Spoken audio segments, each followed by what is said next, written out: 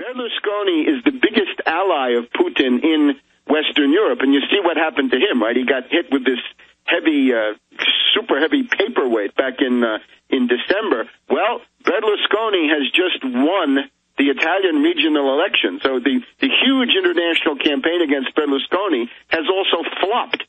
So if you look at the Anglo-Americans, they failed in Ukraine. They're going nowhere with Iran. Their plan for a color revolution, the violet revolution in Italy, is also going nowhere.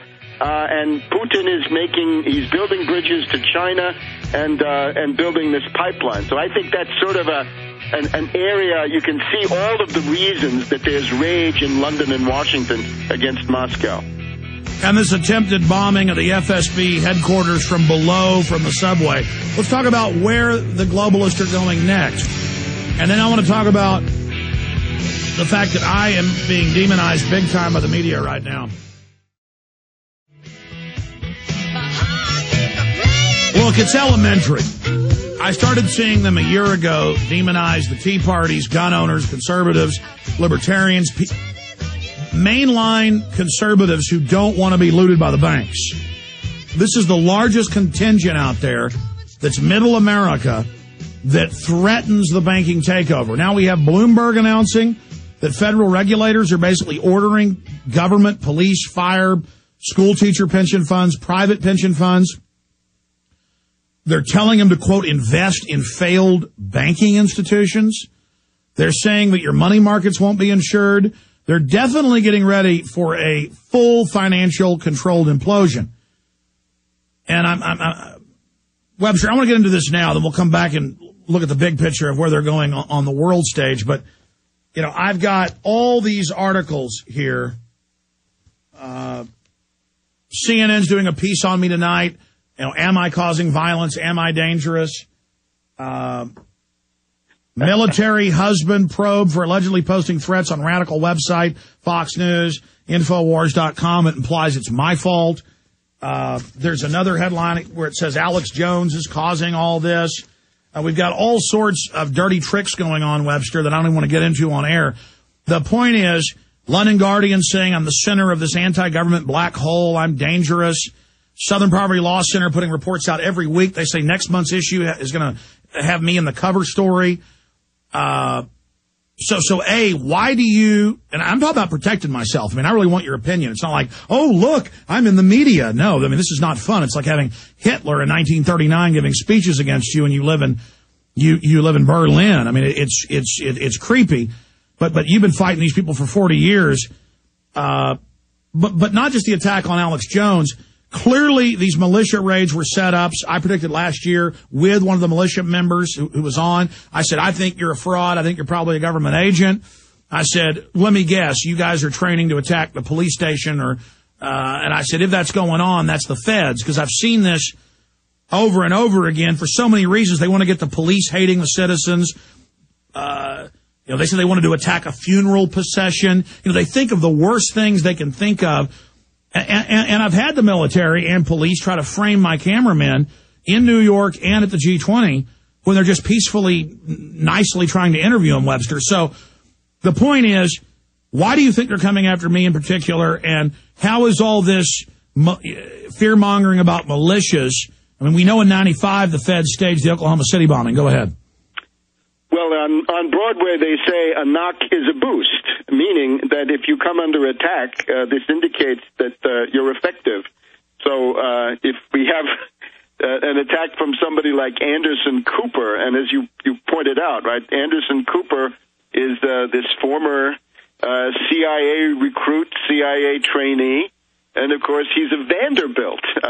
He is the poor little rich boy who is the son of Gloria Vanderbilt, the heiress to this fortune going back into the 19th century. So to say that he's a rich elitist, a patrician aristocrat, I guess is putting it mildly. And of course, these are the resources of CNN. Back in the 1970s, this would have been a part of the picture that people had at the time, and it was quite clear that the CIA massively infiltrates the mass media, and this is a good example. So this is coming from the intelligence agency. I guess you can say after this last weekend here with the Tea Party and the peace marchers coming to Washington, there's a huge hysteria of the Wall Street-controlled media, and they've decided to take, I think, really minor incidents that occurred at the Capitol and make that into some kind of avalanche of hysteria. Well, let's talk about that when we come back. But specifically,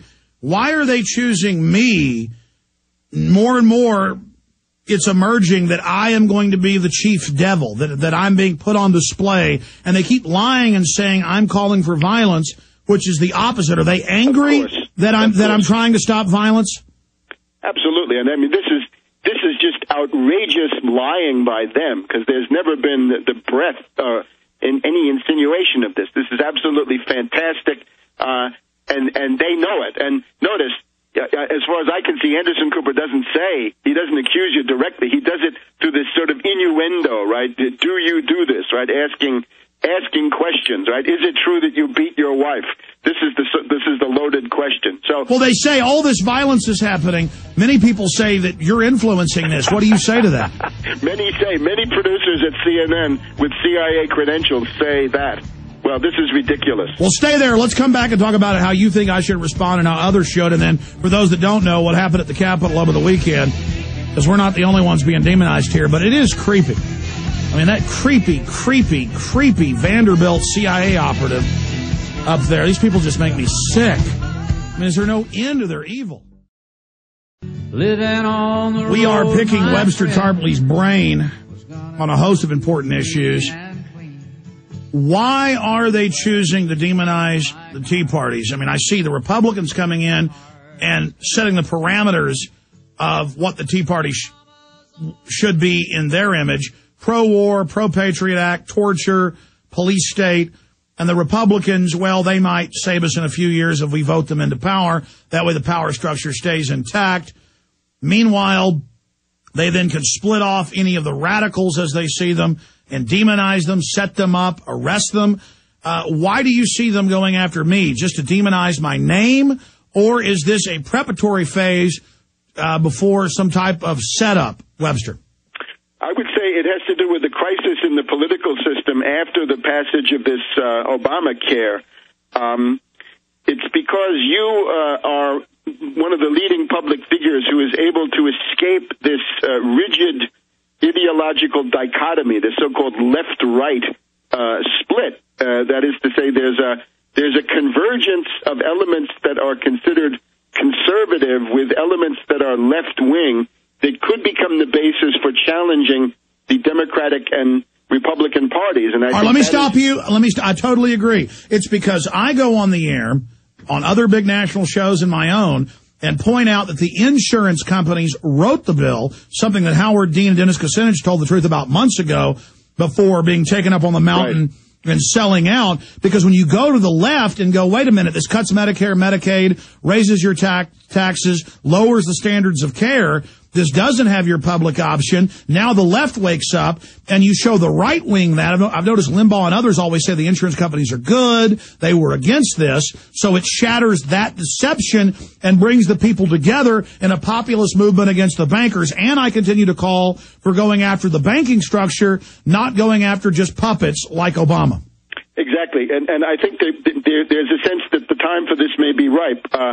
If you look at the response in the left wing of the Democratic Party, so to speak, to this betrayal on the health care, you see that, Congressman Kucinich folded. He voted for it. The Progressive Caucus, they all voted for Obama. Of course, they were all terrorized by Rahm Emanuel and that machine operating out of the White House.